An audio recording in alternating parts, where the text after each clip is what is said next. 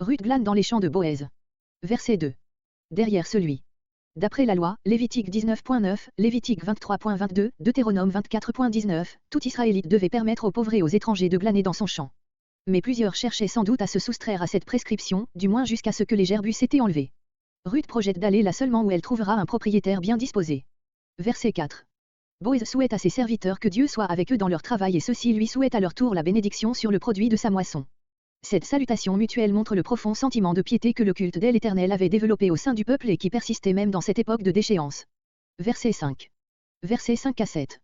Ces versets montrent premièrement que Boez ne défendait à personne de glaner dans ses champs, deuxièmement que l'origine de Ruth était connue de Boez et de son régisseur, quoique Boez la vit alors pour la première fois. Boez aperçoit Ruth qui, fatiguée, s'était retirée un moment à l'abri d'un hangar qui se trouvait dans le champ, verset 7. Verset 8. Versets 8 à 16. Ces versets nous montrent le développement des sentiments de Boez à l'égard de Ruth. Déjà favorablement disposé envers elle avant de la connaître, car il avait entendu raconter sa belle conduite à l'égard de Naomi, il est fortifié dans ses bonnes dispositions par la vue de son activité au travail et les louanges des moissonneurs, puis tout à fait gagné par l'humilité avec laquelle elle répond à ses paroles bienveillantes et à ses recommandations. Aussi ne la traite-t-il bientôt plus comme une simple glaneuse, mais comme un membre de sa maison, en l'invitant, verset 14, à partager le repas commun.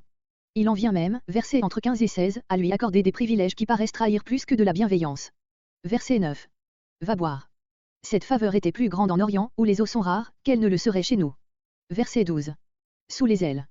Comparez Psaume 91.4, Psaume 36.8, Psaume 57.2. Verset 13. On traduit aussi les premiers mots, j'ai trouvé grâce à tes yeux. Mais le mot hébreu exprime plutôt un vu. Ruth demande la continuation de la bienveillance dont elle se voit déjà l'objet. Bien que je ne sois pas même. On peut traduire aussi, que je sois comme l'une, en donnant à ces mots le sens d'un vu. Verset 14. Vinaigre, boisson acide, composée de vin aigri et d'un peu d'huile, très rafraîchissante et encore en usage en Orient. On y retrouve également la coutume de manger des grains rôtis, Lévitique 2.14. Robinson, qui a assisté lui-même à une scène de moisson et mangé avec les moissonneurs, dit dans son ouvrage sur la Palestine, au temps de la moisson, les grains de froment qui ne sont pas encore entièrement secs et durs sont rôtis dans une poêle ou sur une pierre plate et fournissent un aliment très agréable.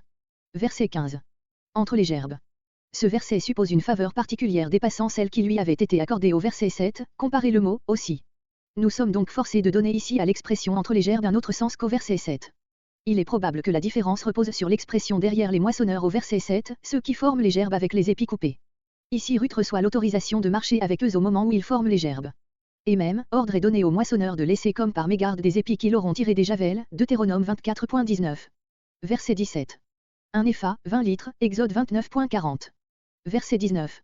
Avant même d'avoir entendu son nom, Naomi bénit le bienfaiteur inconnu que Ruth a trouvé. Verset 20. Envers les vivants et envers les morts, envers Ruth et Naomi aussi bien qu'il l'avait été précédemment envers Elimelech. Et Naomi lui dit. Après la bénédiction souhaitée à Boez, nous devons nous représenter un moment de silence et de réflexion après lequel Naomi reprend et communique à Ruth une nouvelle pensée qui lui est venue en ce moment même. Droit de rachat. Voir chapitre 3. Verset 21. Ajouta, en confirmation de ce que venait de dire Naomi. Verset 22. Afin qu'on ne te maltraite pas. En parlant ainsi à Ruth, elle ne lui dit pas toute sa pensée. Verset 23. Pour glaner. Ces mots s'appliquent à Ruth seule et non pas aux servantes, Lévitique 19.9-10. Elle demeurait. Elle retournait chaque soir chez Naomi.